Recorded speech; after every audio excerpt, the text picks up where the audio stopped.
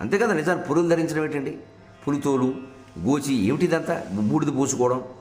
అది కూడా శవము కాల్చిన బూడిదే శివుడు పూసుకునేది. అనుమానం లేదు, మన్మధుడి శవం కాల్చిన బూడిదే అది. ఇవన్నీ అమంగళమే. కానీ ఎందుకు ఇవన్నీ ధరిస్తాడు? ఈ వ్యక్తిని పక్కన పెట్టండి. అసలు శివతత్వం ఉద్దేశం ఏమిటంటే, అమంగళ ద్రవ్యాలు ఉన్నా సర్వమంగళ ద్రవ్యాలు ఉన్నా ఆత్మకి వీటితో సంబంధం లేదు అని చెప్పడం.